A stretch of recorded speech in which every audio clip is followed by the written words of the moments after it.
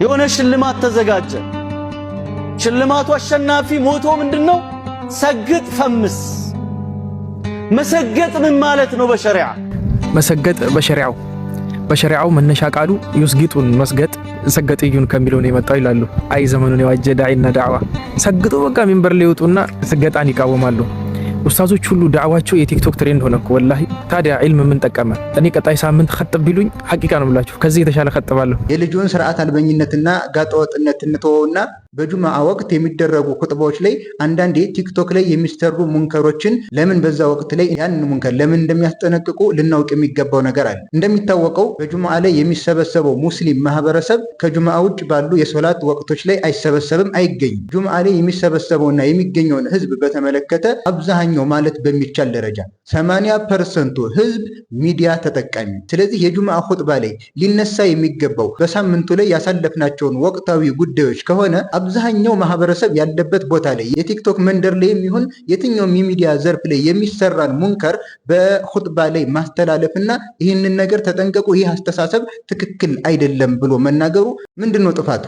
የኹጥባው ዓላማ ምንድነው? በጁምዓ ኹጥባ ላይ የሚፈለገው ነገር ሰዎች ዘንድ በሰፊው የተሰራጨን ሙንከር ማስጠንቀቅ፣ ሰዎችን ልናመላክታቸው የሚገባን ኸይር ነገር ደግሞ ማመላከት አይደለም እንዴ የተፈለገው? ታዲያ አብዛኛው ሙስሊም ዘንድ የደረሰን እንደዚህ አይነት ጋጠወጥነትን የሚያስተምር ሙስሊሙ ከራሱ ላይ ሐያ የሚባልን ነገር እንዲያስወግድ የሚያደርግን ድርጊት ማስጠንቀቅ በሁላችንም ላይ ተገቢ ነው። የግዴታ የምናስጠነቅቀው ነገር በዳዕዋ ላይ የሚነሱ ነገራቶች ከቲክቶክ መወሰድ የለባቸው። በቲክቶክ እና በተለያዩ ሚዲያዎች ላይ የሚሰራ ሙንከር ሙስሊሙን የሚመለከት ጉዳይ አይደለም ማለት ነው። ምን አይነት የተገለበጠ አስተሳሰብ እንደሆነ ተመልከቱ። ለማንኛውም ኹጥባም የሚባለው ወቅታዊ ጉዳዮችን ያማከለ ጉዳይ ሲሆን ነው። ሙስሊሞች ሊሰሩት የሚገባን ነገር ማመላከት፣ ሙስሊሞች የተዘናጉበትን ነገር ማስታወስ፣ ሙስሊሞች ሊጠነቀቁበትና ሊርቁት የሚገባን ነገር በሰፊው የተሰራጨን ጉዳይ ማስጠንቀቅ ነው። የኹጥባ ዓላማው ይህ ነው። የዚህ አይነቱ ንግግር የኹጥባን ዓላማ በትክክል ያልተረዳ ሰው ንግግር ነው። ለማንኛውም ርዕሱንም ካነሳ ነው ላይቀር አንዳንድ ነገር እንበል። አንድ ሙስሊም አርአያው አድርጎ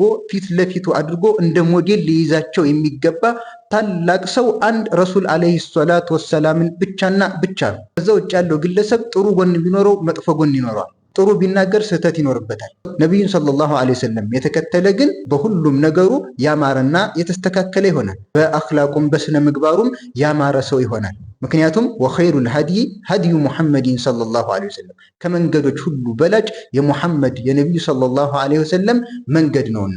ስለዚህ ይህ የተሰራጨውን ጉዳይ በተመለከተ እኔ ቃሉን መጠቀም ስለሚያስጠላኝ ነው። ቀጥታ ከነቢዩ ሰለላሁ ዐለይሂ ወሰለም አስተምህሮት ጋር የሚጋጭና ከሳቸው መንገድ እንድንርቅ የሚያደርግ ተግባር ነው። ሁላችንም ልንጠነቀቅ ይገባል። እርግጥ በእንደዚህ አይነት ሀያእን አውልቆ በመጣል የፈለግነውን በመናገር ንግግራችንን ሳናስተውል አላህ ዘንድ የሚያስወድድ ተግባር ነው ወይስ የሚያስወቅስ ተግባር ነው የሚለውን ነገር ሳናስተውል የመጣልንም በመናገር አላህንም ሐያ ሳናደርግ ሰውንም ሐያ ሳናደርግ የፈለግነውን በመስራት ላይ እውቅና ሊገኝ ይችላል። አላህ ዘንድ ግን እውቅና ሳይሆን ውርደትን የሚያከናንብ ተግባር ነው። ለዚህ ነው ነቢዩ ሰለላሁ ዐለይሂ ወሰለም ከማ ፊ ሪዋየት አልቡኻሪ ምን ይላሉ?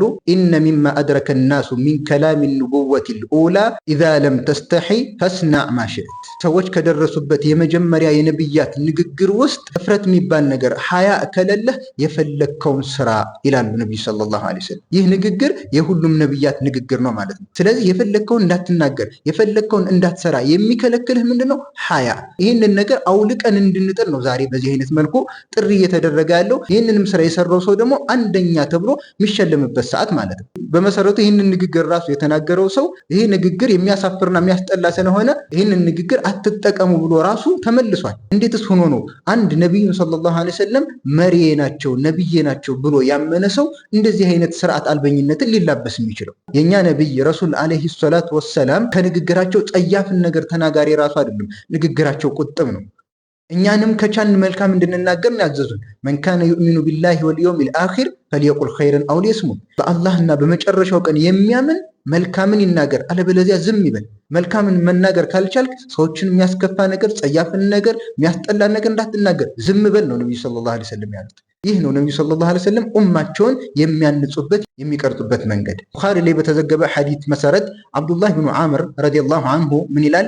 ለም የኩን ነብዩ ሰለላሁ ዐለይሂ ወሰለም ፋሒሸን ወላ ሙተፋሒሸን ወካነ የቁሉ ኢነ ሚን ኺያሪኩም አሕሰኑኩም አኽላቃ። ነቢዩ ሰለላሁ ዐለይሂ ወሰለም በተፈጥሯቸው ጸያፍን ነገር ተናጋሪም አይደሉም። መጥፎን ነገር መናገር አስበውም ደግሞ የሚናገሩ አይደሉም። ከዛም ምን አለ አብዱላህ ብኑ ዐምር ነቢዩ ሰለላሁ ዐለይሂ ወሰለም እንዲህ ይሉ ነበረ፣ ኢነ ሚን ኺያሪኩም አሕሰኑኩም አኽላቃ፣ ከእናንተ ውስጥ በላጭ ማለት ስነ ምግባሩ ያማረ ሰው ነው ይሉ ነበረ። ነቢዩ ሰለላሁ ዐለይሂ ወሰለም የሙስሊሞችን አኽላቅ ስነ ምግባር በተመለከተ ትልቅ ትኩረትን ሰጥተው ያስተምሩ ነበር። የዚህ አይነቱ አስተሳሰብ አሁንም ቃሉን አልጠቀመውም፣ እስልምናን ሸሪዓን የሚወክል አይደለም። ምንም እንኳን በዚህ አይነት ተግባር እውቅና ቢገኝበት፣ ገንዘብ ቢገኝበት፣ የተለያዩ ጥቅማ ጥቅሞች ቢገኙበትም እስልምናንና የነቢዩ ሰለላሁ ዐለይሂ ወሰለም አስተምሮት ግን የሚወክል ተግባር አይደለም። ለዚህ ነው አላህ ስብሐነሁ ወተዓላ እንዳጠቃላይ ለሰው ልጅ በሙሉ ከንግግራችን ራሱ የመጣልንን እንደፈለግን ሳይሆን መርጠን ቃላችንን ቆጥበን እንድንናገር ያዘዘን። ወቁሉ ሊናሲ ሑስና፣ ለሰው ልጆች በሙሉ መልካም ንግግርን ተናገሩ።